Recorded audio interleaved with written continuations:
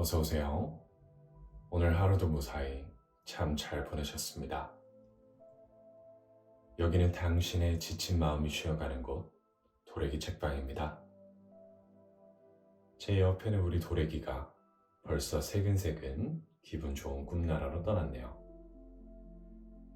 오늘 밤 여러분의 머리맡에서 들려드릴 이야기는 아주 오래되었지만 언제 들어도 깊은 여운을 남기는 옛날 이야기, 바로 삼국지입니다.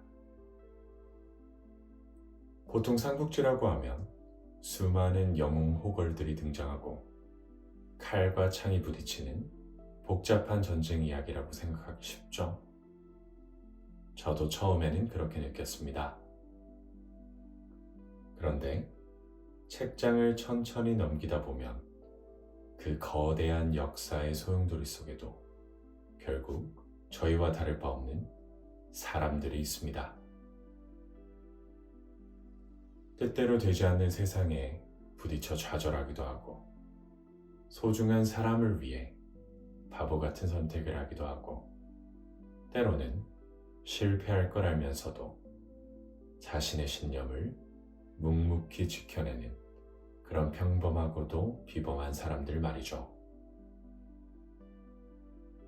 어쩌면 치열하게 오늘 하루를 버텨낸 우리의 모습과 참 많이 닮아있지 않나요?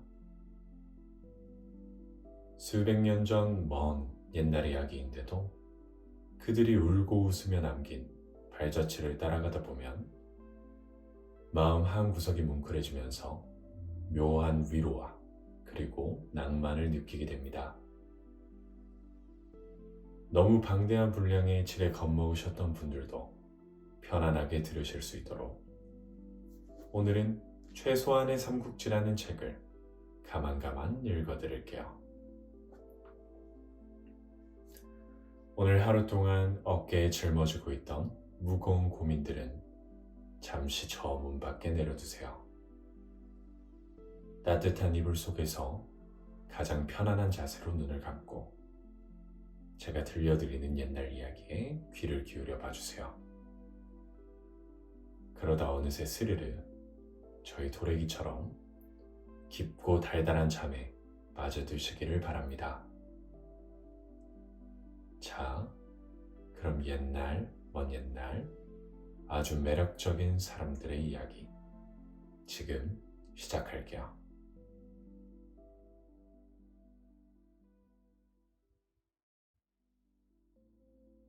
무너지는 한나라와 삼형제의 만남. 삼국지의 시대 배경은 중국 후한 말기입니다. 이때가 언제인지 알아보기 위해 중국 역사를 간략하게 살펴볼게요. 기원전 221년 불로초, 문서갱유 등으로 널리 알려진 진시황의 진나라가 중국을 최초로 통일했습니다. 하지만 통일 국가는 오래가지 못했습니다. 강압적으로 백성들을 다스린 탓에 정복한 각 지역에서 반란이 일어나고 새로운 나라들이 생겨났거든요. 그중 항우가 세운 나라가 초나라, 유방이 세운 나라가 한나라였습니다. 이 둘의 이야기를 다룬 소설이 바로 초안지예요. 두 사람의 대결은 유방의 승리로 끝납니다. 그래서 한나라가 중국을 재통일하게 되었죠. 이 한나라는 정변으로 잠시 멸망했다가 유방의 후손이 다시 한을 세우면서 전한과 후한으로 구분됩니다. 삼국지 연의는 184년 후한 말에서 시작해 한나라가 망하고 위, 촉, 오, 삼국이 성립한 삼국시대를 거쳐 280년 서진이 통일하기까지의 이야기를 다룹니다. 기간으로 따지면 약 100여 년의 역사를 다룬 거예요. 중국의 긴 역사에 비하면 상대적으로 짧은 기간이라 할 수도 있지만 나라가 망하고 새로운 세력들이 등장하고 다시 천하가 통일되는 격변기의 이야기라 그런지 그 깊이는 얕지 않습니다. 그럼 이제 삼국지의 시작으로 돌아가 후한 말기의 상황을 살펴보겠습니다. 당시 후한의 황제는 영제였는데 어린 나이에 즉위해 놀기 바빴을 뿐 나라딜에는 관심이 없었습니다. 대신 정사를 좌지우지한 건 십상시라고 불린 10명의 황관이었어요. 십상시의 우두머리인 장양을 영제가 아버지라 부를 정도였으니 황제와 얼마나 가까웠는지 알 수 있죠. 이들은 황제의 최측근으로서 황제의 권세를 등에 업고 나라의 중요한 일을 제멋대로 처리했습니다. 오늘날 정치 기사에서도 권력자의 곁에서 국가 운영에 부당하게 개입하는 측근 무리를 십상시라 표현하잖아요. 그만큼 십상시는 국정농단 세력의 원조라 할 수 있습니다. 이런 세력들이 활동하면 나라가 제대로 돌아갈 수가 없어요. 고대에도 그렇고 현대 민주주의 국가에서도 마찬가지죠. 십상시는 온갖 부정부패를 저질렀는데 그 중에서도 가장 심각한 건 돈으로 관직을 사고 파는 매관 매직이었습니다. 예를 들어 구급 공무원은 얼마, 군수직은 얼마, 장관직은 얼마, 이런 식으로 관직의 가격을 매기고 돈을 주는 사람에게 팔았던 겁니다. 그런데 관직만 팔 뿐 임기는 전혀 보장해주지 않았어요. 그러니 관직을 산 사람은 최대한 빨리 본전을 회수하기 위해 죄 없는 농민들을 쥐어 짜냈습니다. 이런 명목, 저런 명목 다 끌어와서 말도 안 되는 세금을 부과한 거예요. 탐관오리들의 횡포에 백성의 고통이 극심할 수밖에 없었죠. 상황이 이러하니 곳곳에서 반란이 일어났습니다. 그 중에서도 황건적이 위세를 떨쳤어요. 장각은 태평도라는 종교의 교주였는데요. 도사 행세를 하면서 백성들에게 부적을 써주고 가난한 자들을 구제하고 병을 고칠 수 있다고 설파했어요. 기댈 곳 없던 백성들이 그에게 의지하며 태평도는 빠르게 번창했습니다. 따르는 사람들이 많아지자 장각은 못 살겠다, 갈아엎어보자 하며 반란을 일으켰어요. 이 반란이 바로 황건적의 난입니다. 먹고 살 길이 없어진 농민들이 가담하면서 황건적의 숫자는 40, 50만 명까지 불어났습니다. 전국 곳곳에서 봉기가 일어난 탓에 수도 낙양도 위태로웠어요. 하지만 황건적의 위협은 비단 조정만을 향하지 않았습니다. 인원이 너무 많아지자 식량 마련에 어려움을 겪기 시작한 황건적들이 죄 없는 일반 백성을 대상으로 도적질까지 시작한 거예요. 무능한 황실은 황건적을 제대로 막아낼 힘이 없었습니다. 궁궐 안도 엉망인데 무슨 일을 할 수 있었겠어요? 수도는 물론이고 지방을 통제할 힘과 권위도 잃어가고 있었죠. 결국 황건적이 코앞까지 쳐들어온 한 지역의 태수가 의병 소집 공고문을 붙이기에 이르렀습니다. 정규 군대로는 역부족이니 민간인들에게 함께 싸우자고 한 거예요. 뜻을 품은 영웅들이 세상에 등장할 기회가 열린 겁니다. 삼국지의 주인공 하면 대부분 유비를 떠올릴 것입니다. 그리고 그의 형제인 관우, 장비도 같이 떠올리겠죠. 하지만 이들은 원래 형제가 아니었습니다. 서로 모르는 채 다른 지역에 살던 남남이었어요. 그럼 이들은 어떻게 만나게 되었을까요? 바로 황건적을 물리칠 의병을 소집하는 공고문 덕분이었습니다. 의병 소집 공고문이 붙었을 때 유비의 나이는 이미 28살이었습니다. 당시로서는 적지 않은 나이였는데 내세울 것이 없었어요. 이것만 봐도 유비가 별로 주목받는 인물이 아니었다는 걸 알 수 있죠?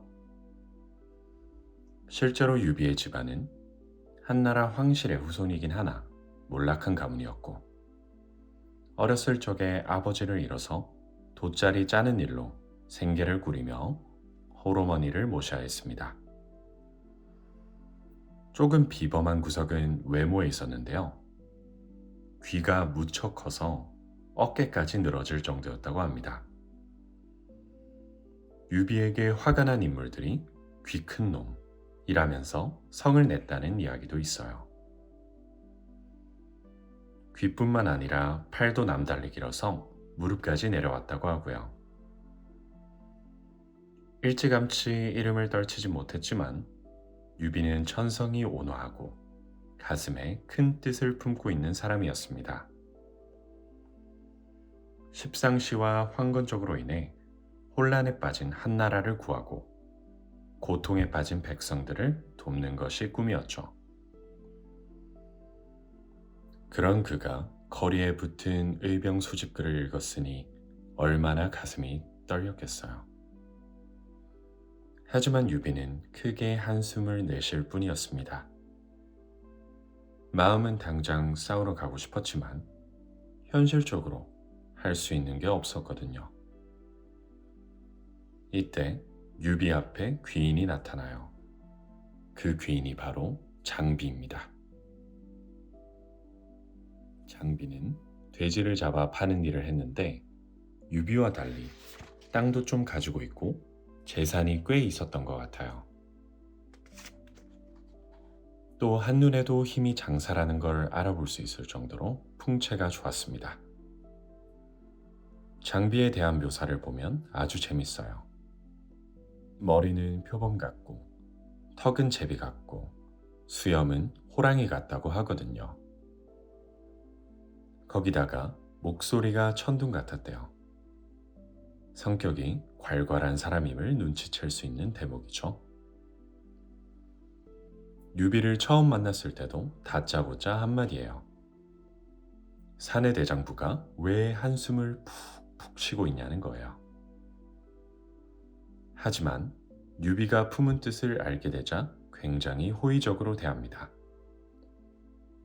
자신은 천하호걸과 사귀기 좋아하는 사람이라면서 자기가 돈이 좀 있으니 그 돈으로 장정들을 모아서 일을 도모해 보자는 것이었죠. 뜻을 모은 두 사람은 기쁜 마음으로 근처 주막을 찾아갔습니다. 귀한 인연을 만났으니 술 한잔 합시다 했겠죠. 그리고 그곳에서 관우를 만나게 됩니다. 키가 2m쯤 되고 대추같이 붉은 얼굴에 누에처럼 굵은 눈썹, 긴 수염을 가진 사내가 술집 문을 딱 밀고 들어왔는데 그 사람이 바로 관우였던 거예요. 관우도 황건적을 물리칠 의병을 모집한다는 소식을 듣고 이곳을 찾아온 것이었죠. 관우는 삼국지 최고의 무장으로 꼽히기도 하는데 사실 당시에는 수배범이었습니다. 고향에서 백성들을 괴롭히는 지역 유지를 죽이고 도망쳐서 이리저리 떠도는 처지였어요. 그러다가 유비와 장비를 만나 의기투합하게 된 겁니다. 세 사람은 함께 술잔을 기울이며 큰일을 논했습니다. 그런데 생각보다 마음이 잘 맞았나 봐요. 어느새 장비의 집 뒤에 있는 복숭아 동산에서 의형제를 맺기로 약속하거든요. 만난 지 이틀 만에 제사를 올리고 형제의 의를 맺은 거예요. 세 사람은 힘을 합쳐서 위로는 나라에 보답하고 아래로는 백성을 편안하게 하자고 맹세했습니다. 그리고 덧붙이죠. 비록 우리가 한날 한시에 태어나지는 못했으나 한날 한시에 죽고자 하니 만약 의리를 배반하고 은혜를 잊거든 이 마음을 살펴 함께 죽여주소서. 이것이 그 유명한 복숭아 밭에서 의형제를 맺은 도원결의입니다. 세 사람은 이로써 의형제가 되었습니다. 한나라 황실의 후손으로 명분이 있는 유비가 첫째를 맡고 무력을 뒷받침하는 관우가 둘째를, 경제력이 있는 장비가 셋째를 맡았죠. 피 한 방울 섞이지 않은 사람들이 신의를 바탕으로 같이 살고 같이 죽기를 맹세하다니 꽤 멋있죠? 각자 도생이라는 말이 화두로 떠오른 시대에 도원결의는 낭만적으로 들리기까지 합니다. 하지만 현대에도 큰 목표나 대의를 이루기 위해 기업들이 뜻을 함께할 때 도원결의를 맺었다는 말을 쓰잖아요. 어쩌면 시대가 바뀌었어도 여전히 각자가 스스로를 책임지며 살아가는 것보단 다른 사람을 믿고 나 역시 신의를 지키며 사는 것이 더 효과적인 방법이어서 그럴지도 모릅니다. 혼자일 때보다 함께일 때 멀리 갈 수 있다는 것은 옛날이나 지금이나 비슷한 것 같거든요. 의형제까지는 아니더라도 서로 믿을 수 있는 관계가 있다면 삶의 큰 자산이 되겠죠? 유비의 꿈도 도원결의로 한층 뚜렷해졌을 겁니다. 을병을 일으킬 돈도 힘도 없었는데 장비와 관우를 만남으로써 두 가지 모두를 얻게 된 거예요. 이렇게 삼국지의 주역 3인방은 형제가 되었습니다.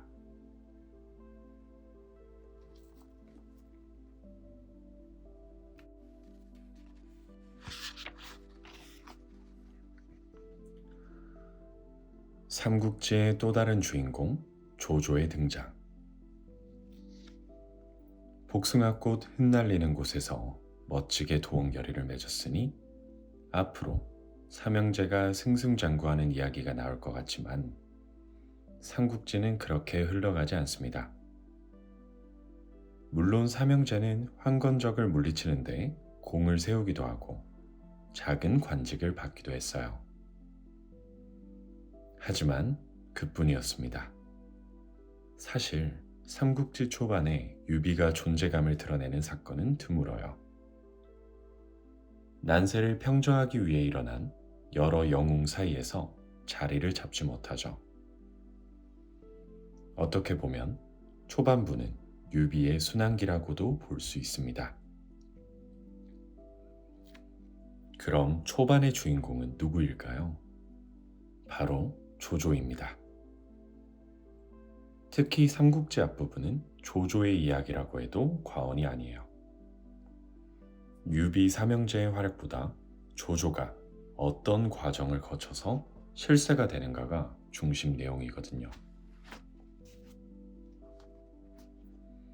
유비가 의병을 일으켜 황건적을 소탕하고 있을 때 조조는 어디서 무엇을 하고 있었을까요? 조조는 수도 낙양, 그 중에서도 조정에 있었어요. 앞서 살펴봤듯이 조정은 혼탁한 상황이었습니다. 유비 삼형제 외에도 뜻이 있는 여러 인물이 나서서 황건적을 진압했음에도 조정의 상황은 나아지지 않았어요. 십상시의 부정부패는 더욱 심해졌고 영제는 계속 십상시를 감싸며 진실을 고하는 신하들을 죽이거나 옥에 가두었습니다. 그러던 189년 영제의 병이 깊어졌습니다. 그의 후사를 두고 대장군 하진과 십상시가 대립했죠.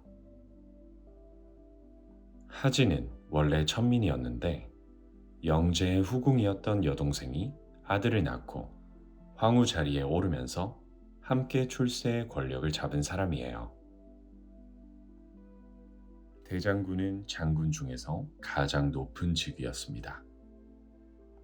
안 그래도 힘이 막강한데 대장군의 조카가 황위에 오른다면 그 위세가 얼마나 대단하겠어요. 권력을 쥐고 있는 환관들에게 대장군 하진은 매우 위협적인 경쟁자였죠. 얼마 지나지 않아 영제가 세상을 떠나자 십상시는 이를 숨긴 채 하진을 없애고 영제의 후궁이 낳은 다른 아들을 황제로 세우려 했습니다. 하지만 공교롭게도 하진이 그 사실을 알게 됐어요. 단단히 화가 나서 십상시 놈들을 다 때려 죽이겠다고 날뛰었죠. 이때 하진의 부하들 중에서 조조와 원소가 의견을 냈습니다. 이들의 의견은 서로 달랐어요. 조조는 하진에게 신중히 생각해야 한다는 조언을 건넸어요. 조조의 할아버지는 황관이었습니다. 아버지가 황관의 양자로 들어가면서 조조 역시 황관의 손자로 자랐죠. 조조의 할아버지는 보통 황관이 아니었습니다. 십상시의 원조격으로 일찍이 권세가 대단했어요. 그런 집안에서 자란 만큼 조조는 누구보다 황관이 만만치 않다는 걸 잘 알았을 겁니다. 그래서 조심하라고 했던 거예요. 반면 최고 명문가에서 자라 두려울 게 없던 원소는 자기가 당장 궁궐로 쳐들어가겠다고 해요. 명령만 내려주십시오 한 거죠. 하진은 원소의 말에 기뻐하며 군사를 내줬습니다. 원소는 군사를 이끌고 궁궐로 들어가 후궁의 아들을 황제에 올리는 데 앞장섰던 황관을 죽이고 하진의 조카를 황제로 즉위시키는 데 성공했습니다. 황관과 외척 간의 싸움은 하진의 승리로 끝나는 것처럼 보였습니다. 그런데 조조의 말대로 십상시도 만만치 않았어요. 워낙 오랜 시간 동안 자신들의 위치를 공고히 해왔기 때문에 그 영향력을 뿌리 뽑기가 너무 힘들었던 거예요. 게다가 십상시는 엄청난 뇌물 공세로 이제 태우가 된 하진의 여동생마저도 자기들 편으로 만들어 버립니다. 하태우도 오빠를 제치고 직접 권력을 휘두르고 싶어 했어요. 십상시와 하태우의 이해관계가 맞아떨어진 거죠. 다른 사람도 아니고 하태우가 십상시를 감싸고 도니 하진은 십상시 척결을 주저하게 되었죠.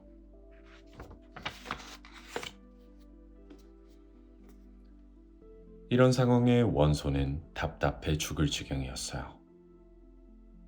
십상시를 모조리 제거하고 황관 세력을 몰아낼 절호의 기회인데 상관인 하진이 미적거리니까 속이 터졌겠죠. 그래서 다른 방식으로 하진을 설득하기 시작합니다. 정 그러면 지방의 장군들에게 수도에 도적이 출몰했다고 편지를 보낸 다음 그들이 오면 함께 십상시를 치는 게 어떻습니까? 그러니까 도적 소탕을 명분으로 외부 세력을 끌어들이자는 거예요. 반대하는 의견도 있었습니다. 요청을 받고 온 지방 장군들이 다른 마음을 먹고 조정을 차지하려 들면 큰일이니 안 된다는 거죠. 조조도 황관의 우두머리만 처단하면 되는데 다른 사람들을 부를 필요가 없다며 반대했습니다. 하지만 하진은 또다시 원소의 손을 들어줬어요. 그런데 이게 최악의 수가 되고 말았습니다. 지방의 군사들이 궁궐로 몰려온다는 소식을 들은 십상시는 가만히 있다가는 큰 화를 입게 될 거라 생각했습니다. 살 길을 찾던 십상시는 자신들이 먼저 손을 쓰기로 하죠. 십상시는 대장군 하진을 궁궐로 불러들였고, 자만하던 하진은 부하들의 만류를 뿌리치고 혼자 궁궐로 들어갔다가 십상시의 계획에 의해 무참히 살해되고 맙니다. 십상시는 영제 두 아들도 빼돌렸어요. 십상시의 난이 일어난 거죠. 원소를 비롯한 하진의 부하들은 격분해서 궁궐을 습격합니다.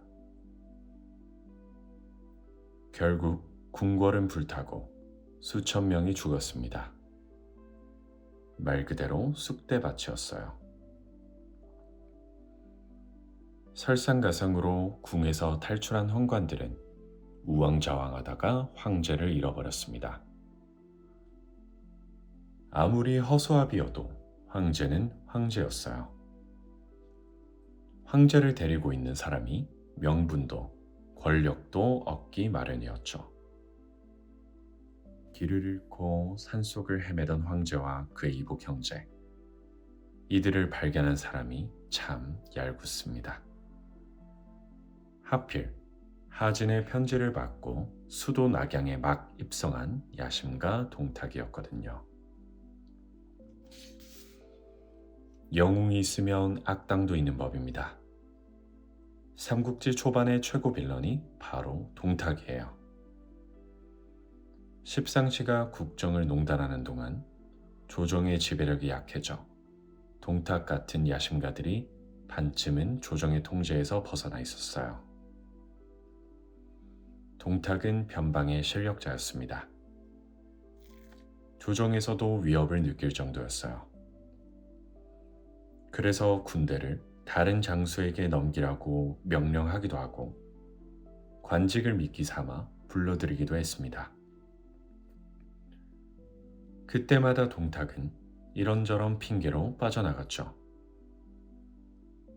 수도인 낙양과 멀리 떨어진 곳에서 계속 세력을 키우며 자신의 야망을 펼칠 기회를 엿보고 있었던 거예요. 그러다가 수도로 오라는 하진의 요청을 받고는 한자리 할 때가 왔다 싶어서 군대를 끌고 달려간 겁니다. 동탁은 우연히 발견한 황제를 앞세워 궁에 무혈 입성합니다. 더 이상 궁 안에는 하진과 십상시 같은 실권자들이 없었어요.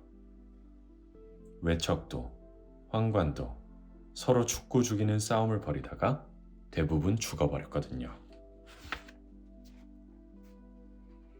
동탁은 권력의 빈자리를 얼른 차지했죠.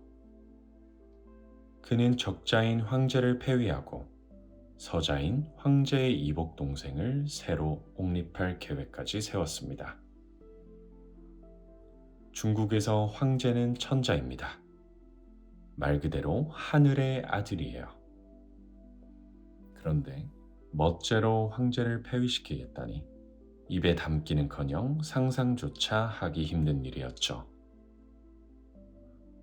다들 어찌할 줄 모르고 눈치만 살피던 그때 정원이라는 사람이 큰 소리로 외쳤습니다. 네 어찌 패립을 논하려 드느냐? 감히 역적질을 하려는 것이냐? 정원도 동탁처럼 하진의 요청을 받고 지방에서 군사를 끌고 온 인물이었습니다. 하지만 동탁과 달리 여전히 황실에 충성하는 인물이었어요. 그러니 동탁의 황제 교체 시도를 막았었죠. 팽팽하게 대립하던 두 사람은 결국 군사력들을 동원해 한판 붙었습니다. 서슬퍼런 기세와 달리 동탁은 맥없이 치고 말아요. 정원에게는 무시무시한 장수가 있었거든요. 혼자서 적장 10수명의 목을 베니 도저히 이길 수가 없는 거죠. 아나무인이었던 동탁의 길을 꺾어버린 이 장수의 이름은 여포였습니다. 온라인에서 많이 사용하는 그런 신조어 중에 방구석 여포라는 말이 있는데 여기서 말하는 여포가 바로 그 여포입니다. 여포는 개인의 전투력으로는 삼국지 세계관에서 최강자라고 할 수 있습니다. 무력도 무력이지만 성격도 아주 사나워서 대적할 만한 사람이 별로 없었어요. 방구석 여포는 이러한 여포의 특징에서 기인해 밖에서는 소심한데 자기 방, 온라인에서만 위풍당당한 사람을 말한대요. 재미있는 표현입니다. 이 여포가 원래는 정원의 부하였는데 정원이 그 능력을 높이 사서 양아들로 삼고 항상 곁에 두었어요. 그러니까 누구도 정원을 건드릴 수가 없었죠. 동탁은 여포가 무척 탐났어요. 그래서 여포를 매수하기로 마음먹고 온갖 보물과 함께 애지중지하던 말을 선물로 보냅니다. 그 말이 바로 적토마예요. 하루에 천리를 달리고 물도 산도 평지를 밟듯한다는 최고의 명마였죠. 삼국지에서 여포를 용맹하지만 꾀가 없고 쉽게 의리를 저버리는 사람으로 묘사하는데요. 이런 설명이 붙은 이유가 있었습니다. 적토마를 받고 매수된 여포가 양아버지인 정원의 목을 베어 죽이고 동탁에게로 갔거든요. 그러고는 냉큼 동탁의 양아들이 됐습니다. 정말 의리 없죠? 여포까지 얻은 동탁은 두려울 게 없었습니다. 스스로 가장 높은 관직에 오른 뒤 바라던 대로 황제를 바꿔버렸어요. 새 황제, 헌제를 옹립하면서 동탁은 일약실세로 떠오릅니다. 모든 권력은 동탁의 손아귀에 있었죠. 권력을 잡은 동탁의 만행은 말로 다 할 수 없을 정도였어요. 황제 앞에서 자신의 이름을 고하지도 않았고 조정에 들어갈 때도 허리를 굽히지 않았어요.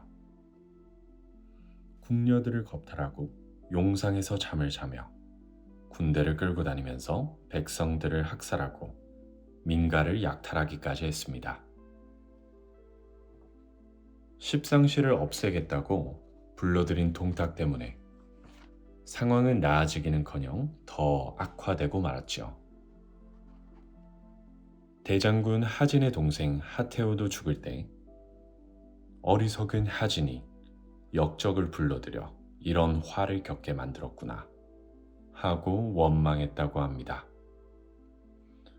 나라를 병들게 하던 빌런은 사라지지 않고 십상시에서 동탁으로 옮겨갔을 뿐이었습니다. 나라를 바로 세우기 위해 십상시를 제거하려 했던 이들의 다음 타겟은 자연스레 동탁이 되었습니다. 허수아비 황제를 세우고 권력을 마음대로 누리고 있던 동탁을 악의 축으로 여겨 어떻게든 없애려 했죠. 하지만 정원의 군사들까지 흡수한 데다 여포가 버티고 있으니 감히 엄두를 내지 못했습니다. 이때 나선 사람이 바로 조조입니다. 조조는 동탁을 직접 죽일 계획을 세웠습니다. 그래서 동탁의 환심을 사려 엄청나게 노력했어요. 속내는 철저하게 숨긴 채 동탁을 깍듯이 모시고 충성 맹세를 하면서 신임을 얻었죠. 큰 목표를 세웠으니 함부로 움직이지 않았습니다. 인내심을 가지고 오랜 시간 정성을 들여 치밀하게 준비했죠. 이윽고 동탁의 신뢰를 얻어 그의 경계심이 풀어진 듯하자 준비해둔 칠보도라는 복음을 가지고 동탁을 만나러 갑니다. 이 칠보도는 왕윤이라는 사람의 칼이었는데 무엇이든 자를 수 있다는 명검이었어요. 조조의 계획을 듣고 왕윤이 선뜻 칼을 내준 것이죠. 조조는 이 검을 차고 동탁의 거처로 갔습니다. 아니나 다를까 동탁 곁에는 여포가 있었습니다. 조조가 기회를 엿보는 것도 모르고 동탁은 조조에게 오늘은 왜 이렇게 늦게 왔냐고 물어요. 조조는 말이 신통치가 않아서 그랬다고 대답합니다. 그러자 동탁이 좋은 말이 들어온 게 있으니 자네에게 하나 주겠네 하며 여포에게 말을 가져오라고 시켜요. 이것만 봐도 동탁이 조조를 얼마나 신뢰했는지 알 수 있죠. 당대 최고의 권력자가 호위무사도 보내고 무기를 지닌 조조와 단 둘이 있었던 거예요. 심지어 동탁은 조조에게 등을 보이며 들어 눕기까지 합니다. 드디어 기다리고 기다리던 동탁 암살의 기회가 찾아왔습니다. 조조는 허리에 찬 칠보도를 빼어들었습니다. 숨을 죽이고 한 발 한 발 동탁에게 다가섰죠. 이제 손만 휘두르면 찌를 수 있는 거리까지 왔어요.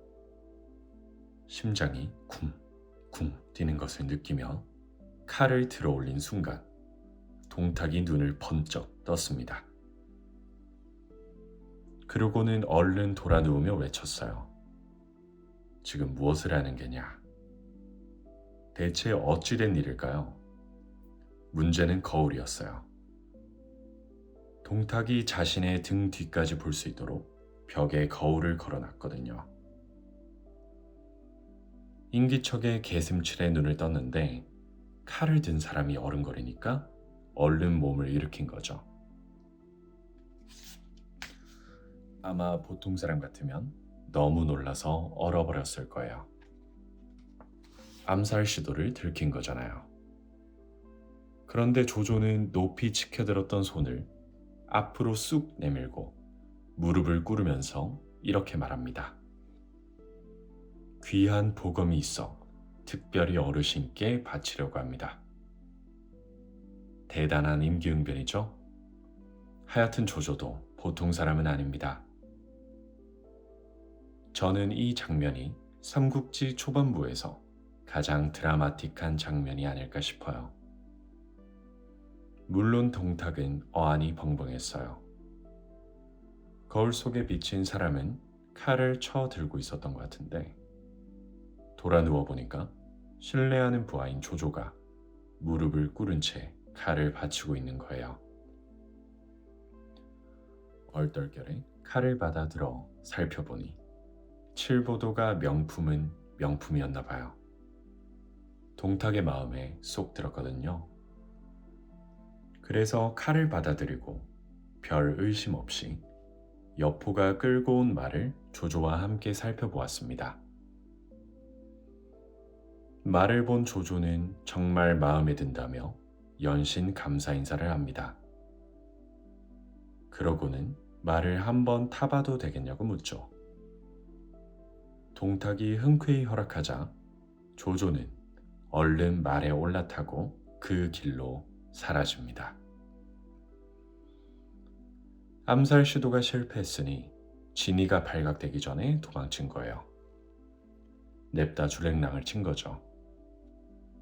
계획을 준비하는 동안 조조는 긴장 속에서 치밀하게 행실을 가다듬었을 겁니다.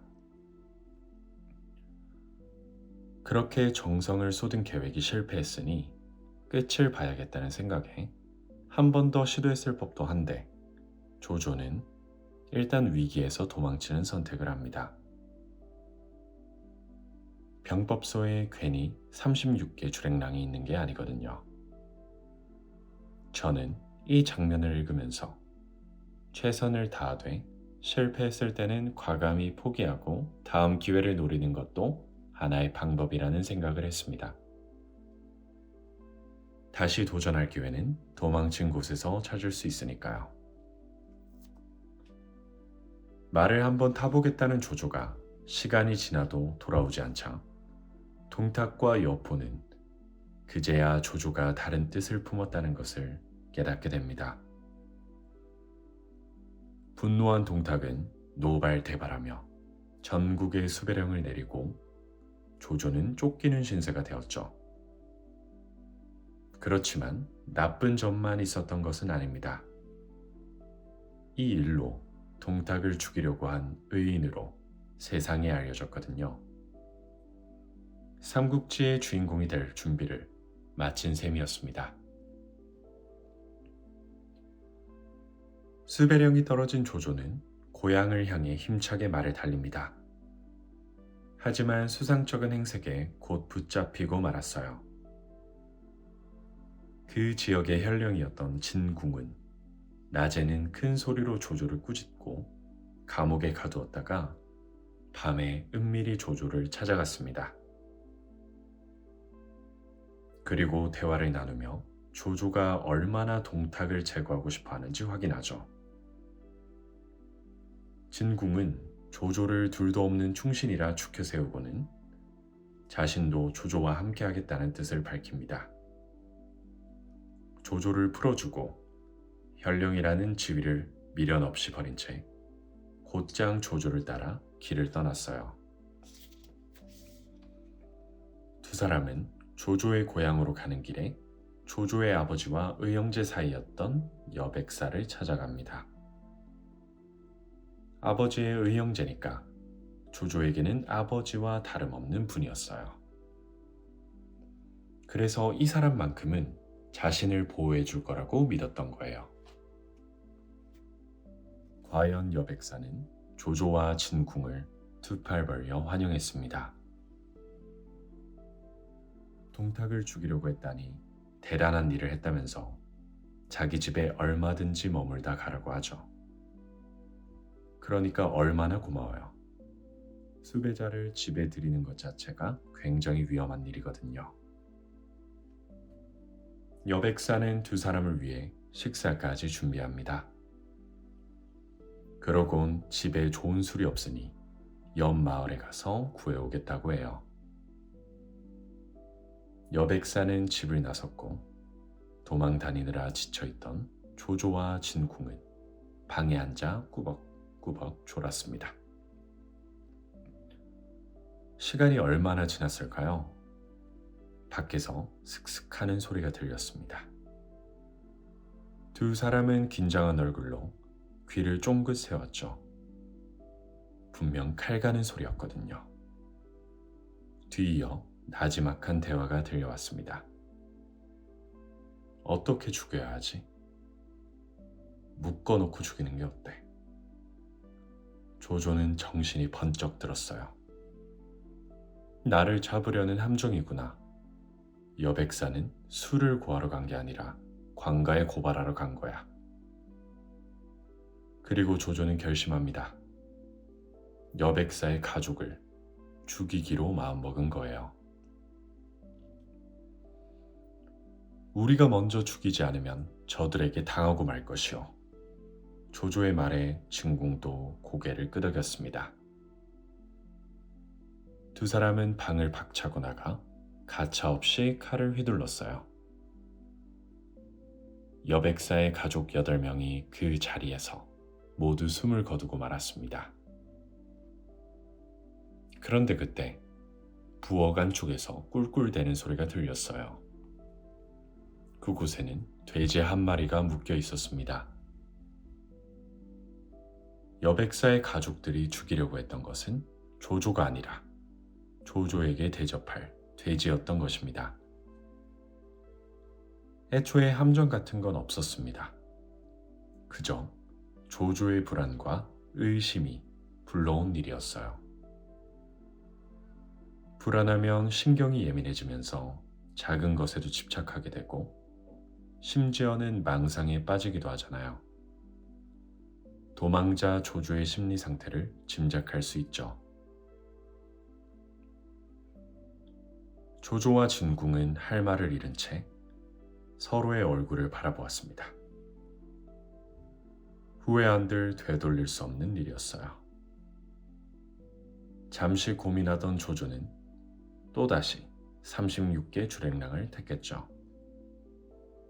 하지만 얼마 가지도 못하고 저 멀리서 술병을 들고 오는 여백사를 마주치게 됩니다.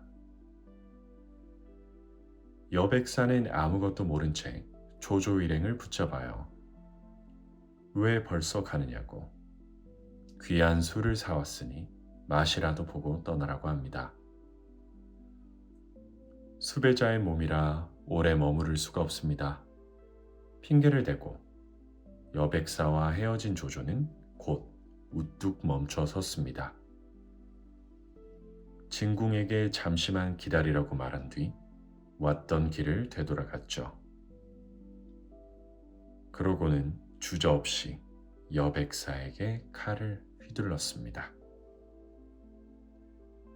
조조의 칼날에 여백사 역시 자신의 가족들처럼 억울한 죽음을 맞이했습니다.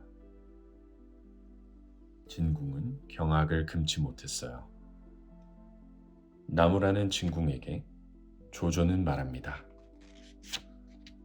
여백사가 집에 도착하면 가족들이 몰살당했다는 사실을 알게 될 테고 분노에 차서 자기를 신고하거나 쫓아올 테니 화를 입지 않으려면 이 방법밖에는 없다는 거예요. 그래도 이건 아니라고 말하는 진궁에게 조조가 대답합니다. 내가 천하를 버릴지라도 천하가 나를 버리게 하지는 않겠소. 조조의 성격을 단적으로 보여주는 유명한 말이죠. 이 말은 삼국지의 명대사로 자주 인용되고는 하지만 저는 명대사로 꼽기가 좀 껄끄럽더라고요. 냉혹하다 못해 잔인하고 무자비한 행위를 그럴듯한 말로 포장한 것 아닌가 하는 생각이 들거든요. 조조는 분명 도덕적으로도 법률적으로도 용서할 수 없는 짓을 저지른 거예요. 이 말은 위선과 자기 합리화의 결과가 아닐까 싶어요. 목적을 위해서는 수단과 방법을 가리지 않는 조조의 태도를 아주 잘 드러내죠. 아마 진궁도 저와 비슷한 생각을 했던 것 같습니다. 더 이상 조조를 따를 수 없다고 판단하고 몰래 달아났거든요. 그리고 조조를 제지하기 위해 이후에도 계속 조조의 반대편에 섰습니다. 조조에 대해서는 엇갈리는 평이 많습니다. 당대에도 그랬던 모양이에요. 사람을 잘 보기로 유명했던 인물이 조조를 보고 이렇게 말했다고 합니다. 치세의 능신, 난세의 간웅. 평화로운 세상에서는 능력 있는 신하가 되고 어지러운 세상에서는 간사한 영웅이 될 것이라는 뜻이죠. 동타감살 시도와 여백사 사건을 보면 틀린 평가는 아니었던 듯합니다. 어쨌거나 조조는 그렇게 위기를 벗어나 고향에 다다랐습니다. 그곳에서 아버지 조승을 만나죠. 아버지에게 조조는 자신의 뜻을 밝힙니다. 이전에 실패했던 그 일, 바로 동탁을 없애기 위해 의병을 일으키겠다는 것이었습니다.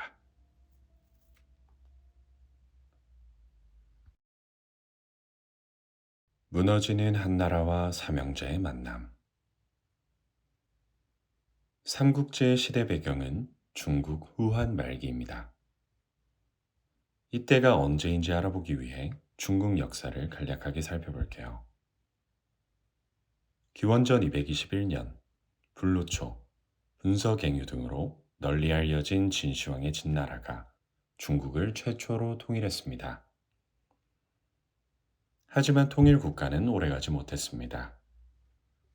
강압적으로 백성들을 다스린 탓에 정복한 각 지역에서 반란이 일어나고 새로운 나라들이 생겨났거든요.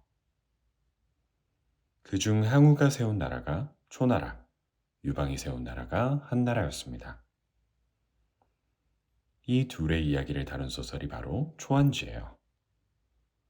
두 사람의 대결은 유방의 승리로 끝납니다. 그래서 한나라가 중국을 재통일하게 되었죠. 이 한나라는 정변으로 잠시 멸망했다가 유방의 후손이 다시 한을 세우면서 전한과 후한으로 구분됩니다. 삼국지 연의는 184년 후한 말에서 시작해 한나라가 망하고 위, 촉, 오, 삼국이 성립한 삼국시대를 거쳐 280년 서진이 통일하기까지의 이야기를 다룹니다. 기간으로 따지면 약 100여 년의 역사를 다룬 거예요. 중국의 긴 역사에 비하면 상대적으로 짧은 기간이라 할 수도 있지만 나라가 망하고 새로운 세력들이 등장하고 다시 천하가 통일되는 격변기의 이야기라 그런지 그 깊이는 얕지 않습니다. 그럼 이제 삼국지의 시작으로 돌아가 후한 말기의 상황을 살펴보겠습니다.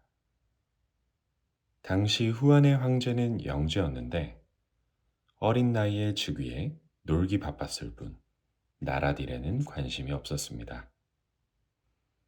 대신 정사를 좌지우지한 건 십상시라고 불린 10명의 황관이었어요. 십상시의 우두머리인 장양을 영제가 아버지라 부를 정도였으니 황제와 얼마나 가까웠는지 알 수 있죠? 이들은 황제의 최측근으로서 황제의 권세를 등에 업고 나라의 중요한 일을 제멋대로 처리했습니다.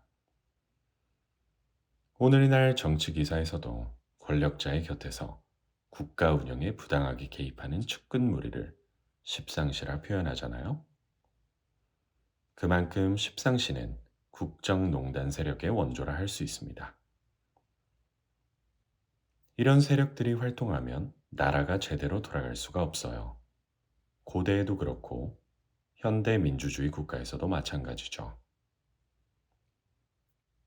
십상시는 온갖 부정부패를 저질렀는데 그 중에서도 가장 심각한 건 돈으로 관직을 사고 파는 매관 매직이었습니다.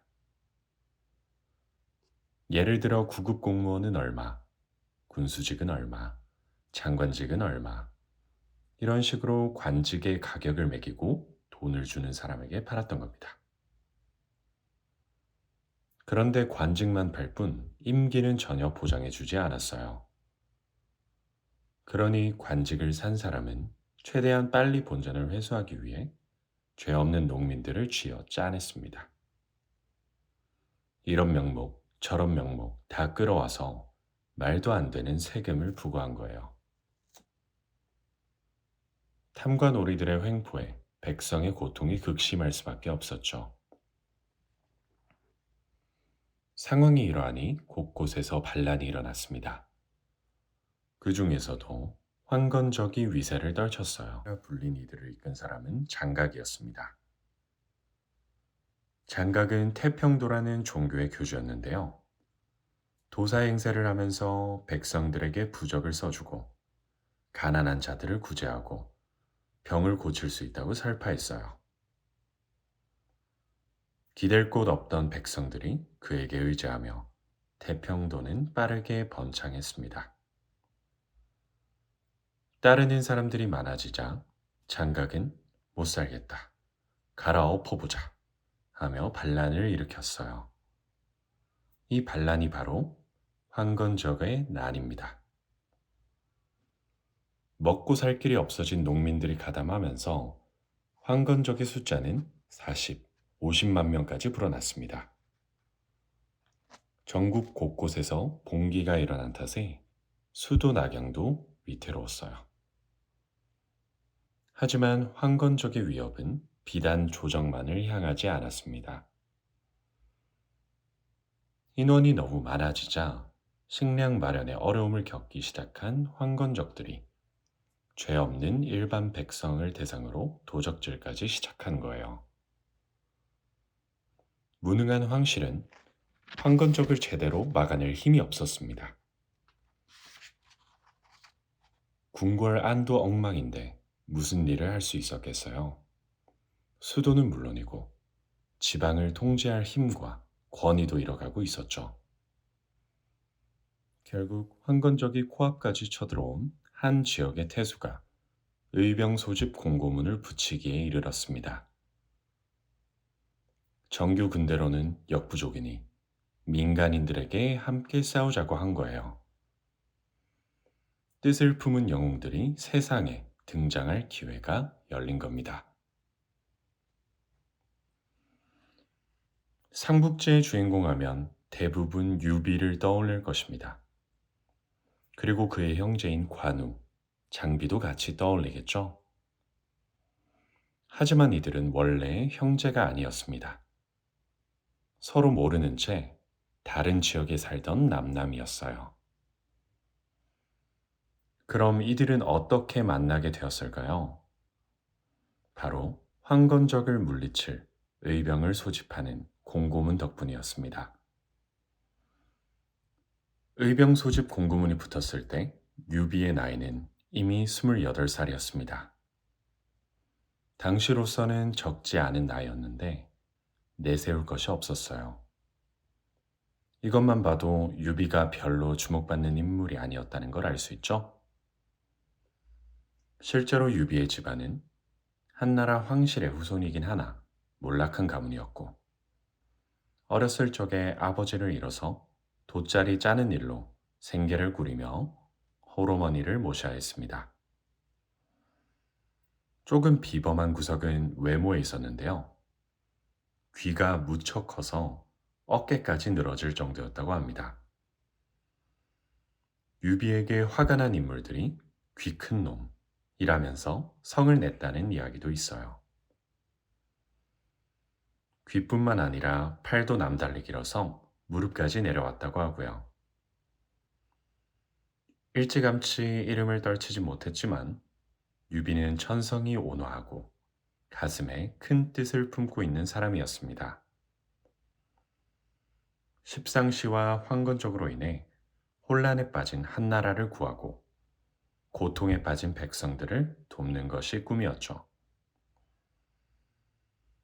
그런 그가 거리에 붙은 의병 소집글을 읽었으니 얼마나 가슴이 떨렸겠어요. 하지만 유비는 크게 한숨을 내쉴 뿐이었습니다. 마음은 당장 싸우러 가고 싶었지만 현실적으로 할 수 있는 게 없었거든요. 이때 유비 앞에 귀인이 나타나요. 그 귀인이 바로 장비입니다. 장비는 돼지를 잡아 파는 일을 했는데 유비와 달리 땅도 좀 가지고 있고 재산이 꽤 있었던 것 같아요. 또 한눈에도 힘이 장사라는 걸 알아볼 수 있을 정도로 풍채가 좋았습니다. 장비에 대한 묘사를 보면 아주 재밌어요. 머리는 표범 같고, 턱은 제비 같고, 수염은 호랑이 같다고 하거든요. 거기다가 목소리가 천둥 같았대요. 성격이 괄괄한 사람임을 눈치챌 수 있는 대목이죠. 유비를 처음 만났을 때도 다짜고짜 한마디예요. 사내 대장부가 왜 한숨을 푹푹 쉬고 있냐는 거예요. 하지만 유비가 품은 뜻을 알게 되자 굉장히 호의적으로 대합니다. 자신은 천하호걸과 사귀기 좋아하는 사람이라면서 자기가 돈이 좀 있으니 그 돈으로 장정들을 모아서 일을 도모해 보자는 것이었죠. 뜻을 모은 두 사람은 기쁜 마음으로 근처 주막을 찾아갔습니다. 귀한 인연을 만났으니 술 한잔 합시다 했겠죠. 그리고 그곳에서 관우를 만나게 됩니다. 키가 2미터쯤 되고 대추같이 붉은 얼굴에 누에처럼 굵은 눈썹, 긴 수염을 가진 사내가 술집 문을 딱 밀고 들어왔는데 그 사람이 바로 관우였던 거예요. 관우도 황건적을 물리칠 의병을 모집한다는 소식을 듣고 이곳을 찾아온 것이었죠. 관우는 삼국지 최고의 무장으로 꼽히기도 하는데 사실 당시에는 수배범이었습니다. 고향에서 백성들을 괴롭히는 지역 유지를 죽이고 도망쳐서 이리저리 떠도는 처지였어요. 그러다가 유비와 장비를 만나 의기투합하게 된 겁니다. 세 사람은 함께 술잔을 기울이며 큰일을 논했습니다. 그런데 생각보다 마음이 잘 맞았나 봐요. 어느새 장비의 집 뒤에 있는 복숭아 동산에서 의형제를 맺기로 약속하거든요. 만난 지 이틀 만에 제사를 올리고 형제의 의를 맺은 거예요. 세 사람은 힘을 합쳐서 위로는 나라에 보답하고 아래로는 백성을 편안하게 하자고 맹세했습니다. 그리고 덧붙이죠. 비록 우리가 한날 한시에 태어나지는 못했으나 한날 한시에 죽고자 하니 만약 의리를 배반하고 은혜를 잊거든 이 마음을 살펴 함께 죽여주소서. 이것이 그 유명한 복숭아 밭에서 의형제를 맺은 도원결의입니다. 세 사람은 이로써 의형제가 되었습니다. 한나라 황실의 후손으로 명분이 있는 유비가 첫째를 맡고 무력을 뒷받침하는 관우가 둘째를, 경제력이 있는 장비가 셋째를 맡았죠. 피 한 방울 섞이지 않은 사람들이 신의를 바탕으로 같이 살고 같이 죽기를 맹세하다니 꽤 멋있죠? 각자 도생이라는 말이 화두로 떠오른 시대에 도원결의는 낭만적으로 들리기까지 합니다. 하지만 현대에도 큰 목표나 대의를 이루기 위해 기업들이 뜻을 함께할 때 도원결의를 맺었다는 말을 쓰잖아요. 어쩌면 시대가 바뀌었어도 여전히 각자가 스스로를 책임지며 살아가는 것보단 다른 사람을 믿고 나 역시 신의를 지키며 사는 것이 더 효과적인 방법이어서 그럴지도 모릅니다. 혼자일 때보다 함께일 때 멀리 갈 수 있다는 것은 옛날이나 지금이나 비슷한 것 같거든요. 의형제까지는 아니더라도 서로 믿을 수 있는 관계가 있다면 삶의 큰 자산이 되겠죠? 유비의 꿈도 도원결의로 한층 뚜렷해졌을 겁니다. 을병을 일으킬 돈도 힘도 없었는데 장비와 관우를 만남으로써 두 가지 모두를 얻게 된 거예요. 이렇게 삼국지의 주역 3인방은 형제가 되었습니다.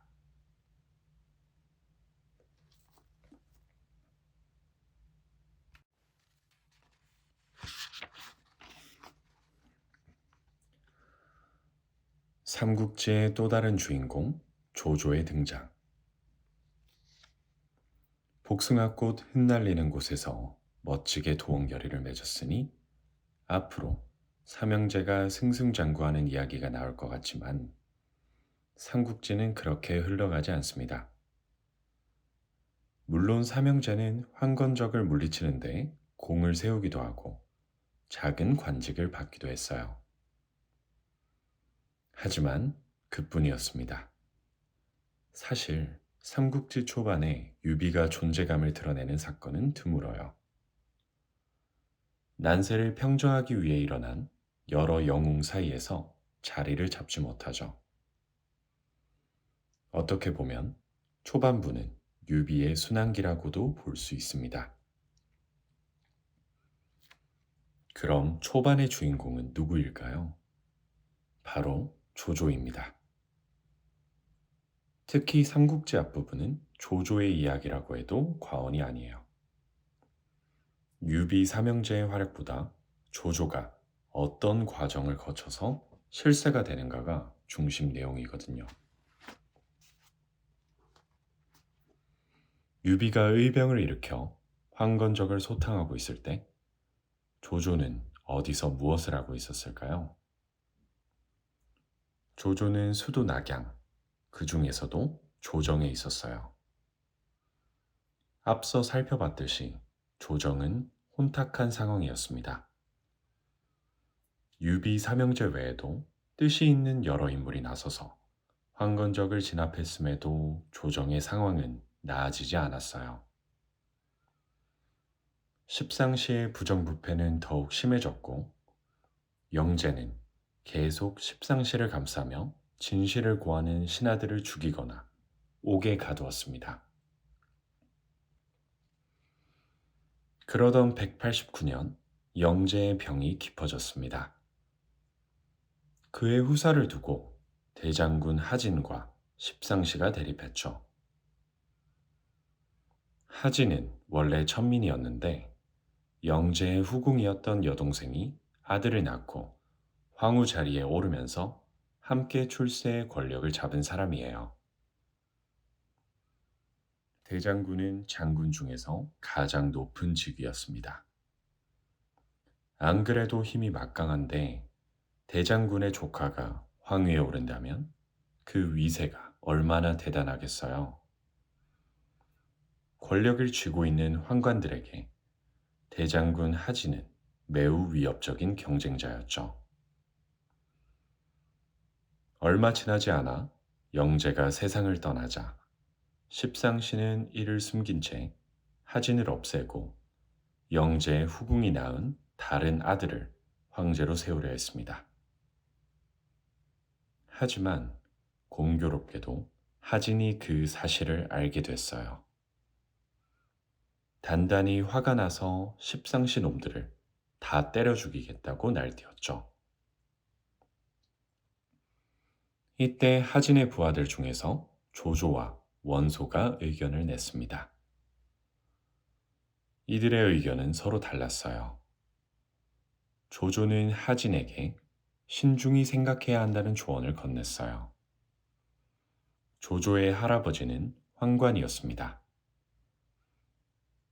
아버지가 황관의 양자로 들어가면서 조조 역시 황관의 손자로 자랐죠.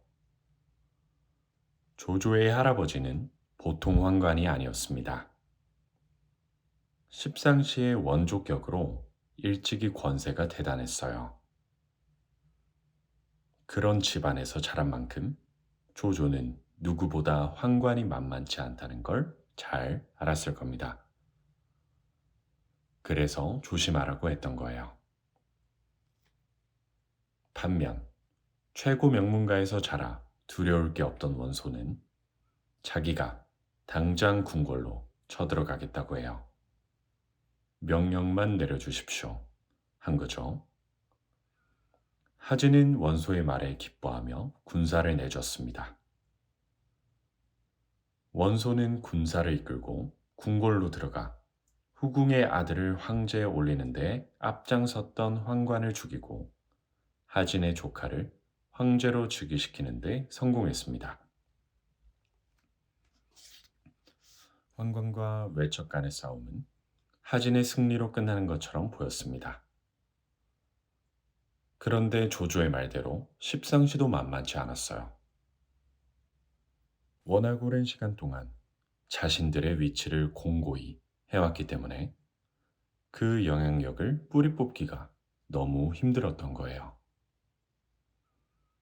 게다가 십상시는 엄청난 뇌물 공세로 이제 태우가 된 하진의 여동생마저도 자기들 편으로 만들어 버립니다. 하태우도 오빠를 제치고 직접 권력을 휘두르고 싶어 했어요. 십상시와 하태우의 이해관계가 맞아떨어진 거죠. 다른 사람도 아니고 하태우가 십상시를 감싸고 도니 하진은 십상시 척결을 주저하게 되었죠.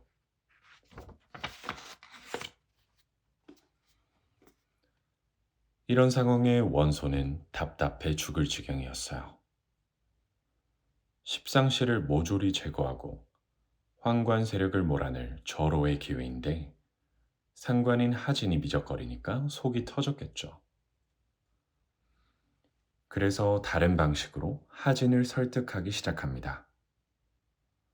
정 그러면 지방의 장군들에게 수도에 도적이 출몰했다고 편지를 보낸 다음 그들이 오면 함께 십상시를 치는 게 어떻습니까? 그러니까 도적 소탕을 명분으로 외부 세력을 끌어들이자는 거예요. 반대하는 의견도 있었습니다.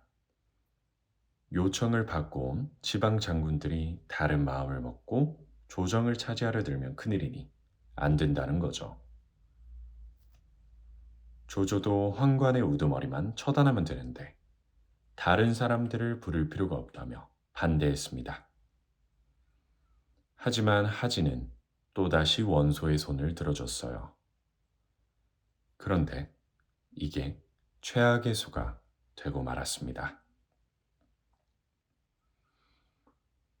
지방의 군사들이 궁궐로 몰려온다는 소식을 들은 십상시는 가만히 있다가는 큰 화를 입게 될 거라 생각했습니다. 살 길을 찾던 십상시는 자신들이 먼저 손을 쓰기로 하죠. 십상시는 대장군 하진을 궁궐로 불러들였고 자만하던 하진은 부하들의 만류를 뿌리치고 혼자 궁궐로 들어갔다가 십상시의 계획에 의해 무참히 살해되고 맙니다. 십상시는 영제 두 아들도 빼돌렸어요. 십상시의 난이 일어난 거죠. 원소를 비롯한 하진의 부하들은 격분해서 궁궐을 습격합니다. 결국 궁궐은 불타고 수천 명이 죽었습니다. 말 그대로 쑥대밭이었어요. 설상가상으로 궁에서 탈출한宦관들은 우왕좌왕하다가 황제를 잃어버렸습니다. 아무리 허수아비여도 황제는 황제였어요. 황제를 데리고 있는 사람이 명분도 권력도 얻기 마련이었죠. 길을 잃고 산속을 헤매던 황제와 그의 이복 형제. 이들을 발견한 사람이 참 얄궂습니다. 하필 하진의 편지를 받고 수도 낙양에 막 입성한 야심과 동탁이었거든요. 영웅이 있으면 악당도 있는 법입니다. 삼국지 초반의 최고 빌런이 바로 동탁이에요.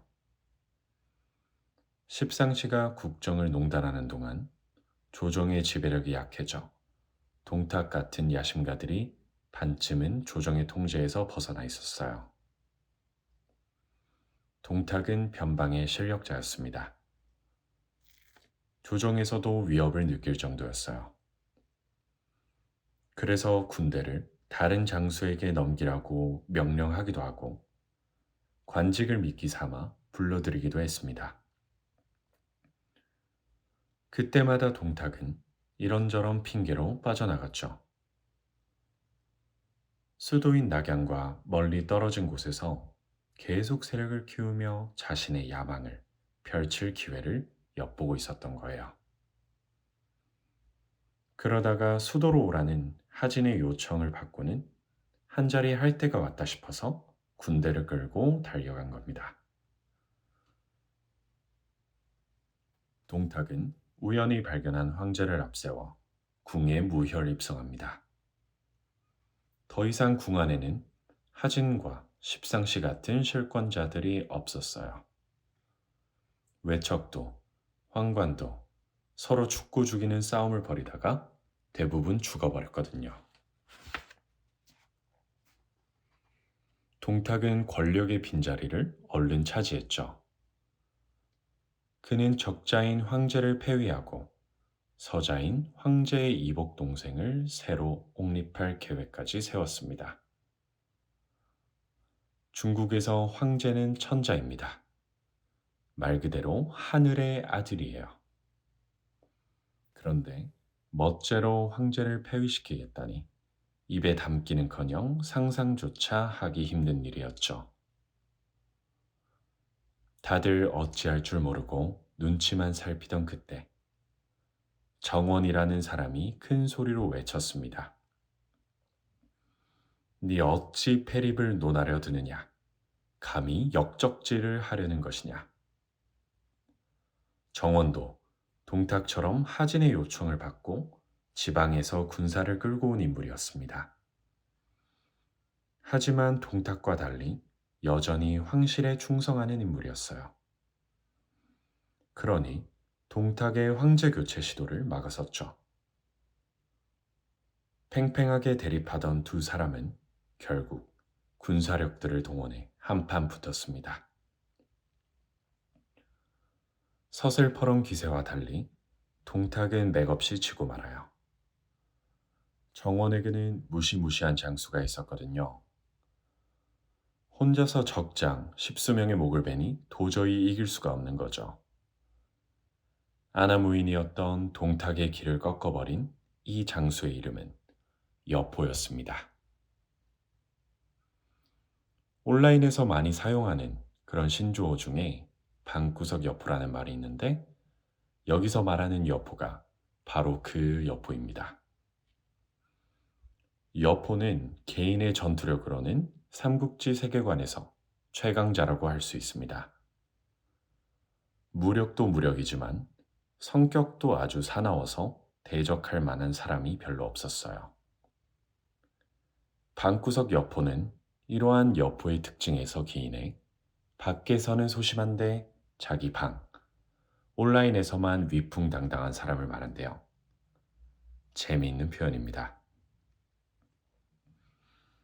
이 여포가 원래는 정원의 부하였는데 정원이 그 능력을 높이 사서 양아들로 삼고 항상 곁에 두었어요. 그러니까 누구도 정원을 건드릴 수가 없었죠. 동탁은 여포가 무척 탐났어요. 그래서 여포를 매수하기로 마음먹고 온갖 보물과 함께 애지중지하던 말을 선물로 보냅니다. 그 말이 바로 적토마예요. 하루에 천리를 달리고 물도 산도 평지를 밟듯한다는 최고의 명마였죠. 삼국지에서 여포를 용맹하지만 꾀가 없고 쉽게 의리를 저버리는 사람으로 묘사하는데요. 이런 설명이 붙은 이유가 있었습니다. 적토마를 받고 매수된 여포가 양아버지인 정원의 목을 베어 죽이고 동탁에게로 갔거든요. 그러고는 냉큼 동탁의 양아들이 됐습니다. 정말 의리 없죠? 여포까지 얻은 동탁은 두려울 게 없었습니다. 스스로 가장 높은 관직에 오른 뒤 바라던 대로 황제를 바꿔버렸어요.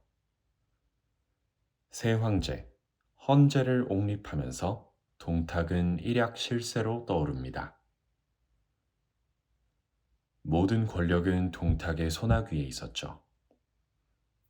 권력을 잡은 동탁의 만행은 말로 다 할 수 없을 정도였어요. 황제 앞에서 자신의 이름을 고하지도 않았고 조정에 들어갈 때도 허리를 굽히지 않았어요. 궁녀들을 겁탈하고 용상에서 잠을 자며 군대를 끌고 다니면서 백성들을 학살하고 민가를 약탈하기까지 했습니다. 십상시를 없애겠다고 불러들인 동탁 때문에 상황은 나아지기는커녕 더 악화되고 말았죠. 대장군 하진의 동생 하태우도 죽을 때 어리석은 하진이 역적을 불러들여 이런 화를 겪게 만들었구나 하고 원망했다고 합니다. 나라를 병들게 하던 빌런은 사라지지 않고 십상시에서 동탁으로 옮겨갔을 뿐이었습니다. 나라를 바로 세우기 위해 십상시를 제거하려 했던 이들의 다음 타겟은 자연스레 동탁이 되었습니다. 허수아비 황제를 세우고 권력을 마음대로 누리고 있던 동탁을 악의 죽으로 여겨 어떻게든 없애려 했죠. 하지만 정원의 군사들까지 흡수한 데다 여포가 버티고 있으니 감히 엄두를 내지 못했습니다. 이때 나선 사람이 바로 조조입니다. 조조는 동탁을 직접 죽일 계획을 세웠습니다. 그래서 동탁의 환심을 사려 엄청나게 노력했어요. 속내는 철저하게 숨긴 채 동탁을 깍듯이 모시고 충성 맹세를 하면서 신임을 얻었죠. 큰 목표를 세웠으니 함부로 움직이지 않았습니다. 인내심을 가지고 오랜 시간 정성을 들여 치밀하게 준비했죠. 이윽고 동탁의 신뢰를 얻어 그의 경계심이 풀어진 듯하자 준비해둔 칠보도라는 복음을 가지고 동탁을 만나러 갑니다. 이 칠보도는 왕윤이라는 사람의 칼이었는데 무엇이든 자를 수 있다는 명검이었어요. 조조의 계획을 듣고 왕윤이 선뜻 칼을 내준 것이죠. 조조는 이 검을 차고 동탁의 거처로 갔습니다. 아니나 다를까 동탁 곁에는 여포가 있었습니다. 조조가 기회를 엿보는 것도 모르고 동탁은 조조에게 오늘은 왜 이렇게 늦게 왔냐고 물어요. 조조는 말이 신통치가 않아서 그랬다고 대답합니다. 그러자 동탁이 좋은 말이 들어온 게 있으니 자네에게 하나 주겠네 하며 여포에게 말을 가져오라고 시켜요. 이것만 봐도 동탁이 조조를 얼마나 신뢰했는지 알 수 있죠? 당대의 최고의 권력자가 호위무사도 보내고 무기를 지닌 조조와 단 둘이 있었던 거예요. 심지어 동탁은 조조에게 등을 보이며 들어 눕기까지 합니다.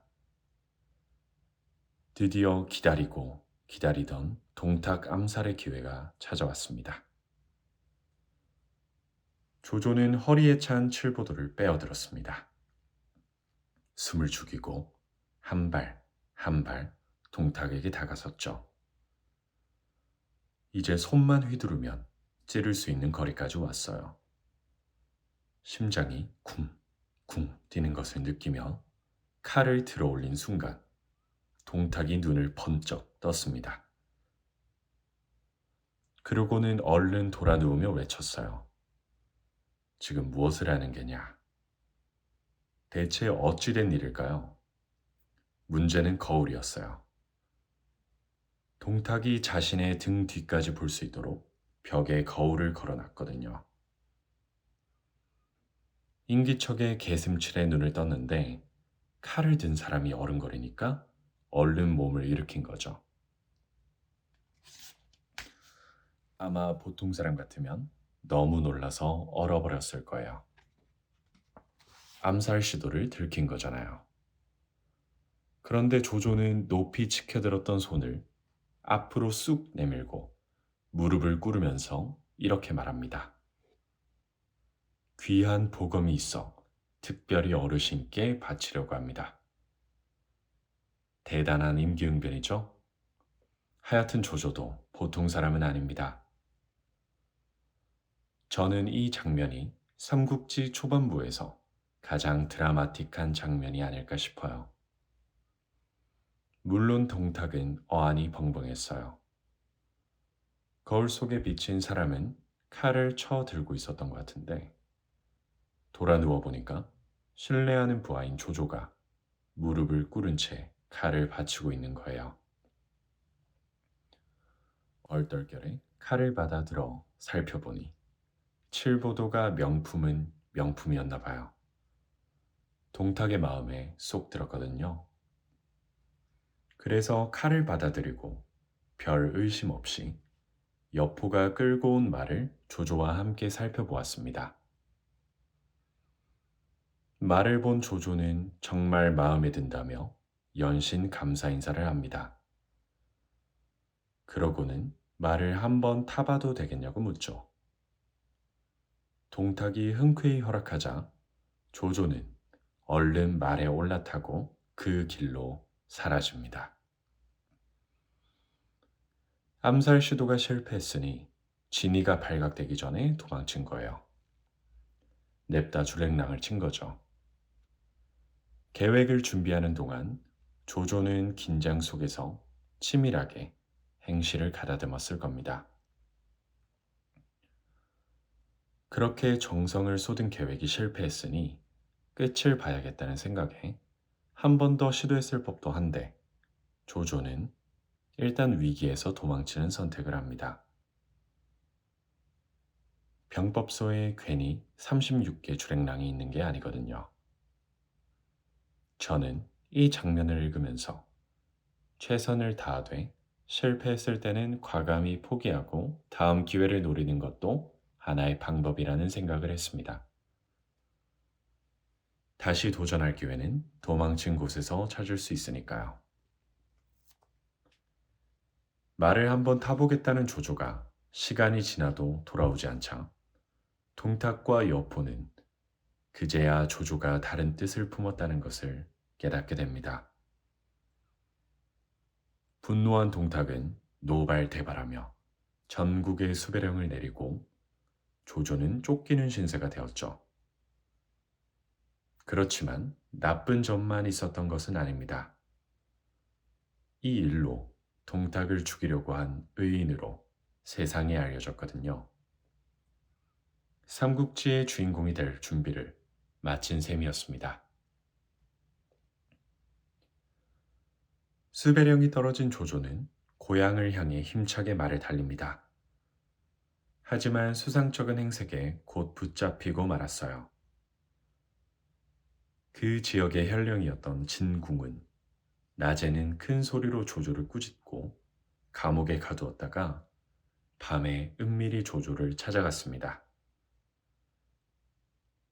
그리고 대화를 나누며 조조가 얼마나 동탁을 제거하고 싶어 하는지 확인하죠. 진궁은 조조를 둘도 없는 충신이라 추켜 세우고는 자신도 조조와 함께 하겠다는 뜻을 밝힙니다. 조조를 풀어주고 현령이라는 지위를 미련 없이 버린 채 곧장 조조를 따라 길을 떠났어요. 두 사람은 조조의 고향으로 가는 길에 조조의 아버지와 의형제 사이였던 여백사를 찾아갑니다. 아버지의 의형제니까 조조에게는 아버지와 다름없는 분이었어요. 그래서 이 사람만큼은 자신을 보호해 줄 거라고 믿었던 거예요. 과연 여백사는 조조와 진궁을 두 팔 벌려 환영했습니다. 동탁을 죽이려고 했다니 대단한 일을 했다면서 자기 집에 얼마든지 머물다 가라고 하죠. 그러니까 얼마나 고마워요. 수배자를 집에 들이는 것 자체가 굉장히 위험한 일이거든요. 여백사는 두 사람을 위해 식사까지 준비합니다. 그러곤 집에 좋은 술이 없으니 옆 마을에 가서 구해오겠다고 해요. 여백사는 집을 나섰고 도망 다니느라 지쳐있던 조조와 진궁은 방에 앉아 꾸벅꾸벅 졸았습니다. 시간이 얼마나 지났을까요? 밖에서 슥슥하는 소리가 들렸습니다. 두 사람은 긴장한 얼굴로 귀를 쫑긋 세웠죠. 분명 칼 가는 소리였거든요. 뒤이어 나지막한 대화가 들려왔습니다. 어떻게 죽여야 하지? 묶어놓고 죽이는 게 어때? 조조는 정신이 번쩍 들었어요. 나를 잡으려는 함정이구나. 여백사는 술을 구하러 간 게 아니라 관가에 고발하러 간 거야. 그리고 조조는 결심합니다. 여백사의 가족을 죽이기로 마음먹은 거예요. 우리가 먼저 죽이지 않으면 저들에게 당하고 말 것이요. 조조의 말에 진궁도 고개를 끄덕였습니다. 두 사람은 방을 박차고 나가 가차없이 칼을 휘둘렀어요. 여백사의 가족 8명이 그 자리에서 모두 숨을 거두고 말았습니다. 그런데 그때 부엌 쪽에서 꿀꿀대는 소리가 들렸어요. 그곳에는 돼지 한 마리가 묶여 있었습니다. 여백사의 가족들이 죽이려고 했던 것은 조조가 아니라 조조에게 대접할 돼지였던 것입니다. 애초에 함정 같은 건 없었습니다. 그저 조조의 불안과 의심이 불러온 일이었어요. 불안하면 신경이 예민해지면서 작은 것에도 집착하게 되고 심지어는 망상에 빠지기도 하잖아요. 도망자 조조의 심리 상태를 짐작할 수 있죠. 조조와 진궁은 할 말을 잃은 채 서로의 얼굴을 바라보았습니다. 후회 한들 되돌릴 수 없는 일이었어요. 잠시 고민하던 조조는 또다시 36개 주랭랑을 택했죠. 하지만 얼마 가지도 못하고 저 멀리서 술병을 들고 오는 여백사를 마주치게 됩니다. 여백사는 아무것도 모른 채 조조 일행을 붙잡아요. 왜 벌써 가느냐고. 귀한 술을 사왔으니 맛이라도 보고 떠나라고 합니다. 수배자의 몸이라 오래 머무를 수가 없습니다. 핑계를 대고 여백사와 헤어진 조조는 곧 우뚝 멈춰 섰습니다. 진궁에게 잠시만 기다리라고 말한 뒤 왔던 길을 되돌아갔죠. 그러고는 주저없이 여백사에게 칼을 휘둘렀습니다. 조조의 칼날에 여백사 역시 자신의 가족들처럼 억울한 죽음을 맞이했습니다. 진궁은 경악을 금치 못했어요. 나무라는 진궁에게 조조는 말합니다. 여백사가 집에 도착하면 가족들이 몰살당했다는 사실을 알게 될 테고 분노에 차서 자기를 신고하거나 쫓아올 테니 화를 입지 않으려면 이 방법밖에는 없다는 거예요. 그래도 이건 아니라고 말하는 진궁에게 조조가 대답합니다. 내가 천하를 버릴지라도 천하가 나를 버리게 하지는 않겠소. 조조의 성격을 단적으로 보여주는 유명한 말이죠. 이 말은 삼국지의 명대사로 자주 인용되고는 하지만 저는 명대사로 꼽기가 좀 껄끄럽더라고요. 냉혹하다 못해 잔인하고 무자비한 행위를 그럴듯한 말로 포장한 것 아닌가 하는 생각이 들거든요. 조조는 분명 도덕적으로도 법률적으로도 용서할 수 없는 짓을 저지른 거예요. 이 말은 위선과 자기 합리화의 결과가 아닐까 싶어요. 목적을 위해서는 수단과 방법을 가리지 않는 조조의 태도를 아주 잘 드러내죠. 아마 진궁도 저와 비슷한 생각을 했던 것 같습니다. 더 이상 조조를 따를 수 없다고 판단하고 몰래 달아났거든요. 그리고 조조를 제지하기 위해 이후에도 계속 조조의 반대편에 섰습니다. 조조에 대해서는 엇갈리는 평이 많습니다. 당대에도 그랬던 모양이에요. 사람을 잘 보기로 유명했던 인물이 조조를 보고 이렇게 말했다고 합니다. 치세의 능신, 난세의 간웅. 평화로운 세상에서는 능력 있는 신하가 되고 어지러운 세상에서는 간사한 영웅이 될 것이라는 뜻이죠. 동탁 암살 시도와 여백사 사건을 보면 틀린 평가는 아니었던 듯합니다. 어쨌거나 조조는 그렇게 위기를 벗어나 고향에 다다랐습니다. 그곳에서 아버지 조승을 만나죠. 아버지에게 조조는 자신의 뜻을 밝힙니다. 이전에 실패했던 그 일, 바로 동탁을 없애기 위해 의병을 일으키겠다는 것이었습니다.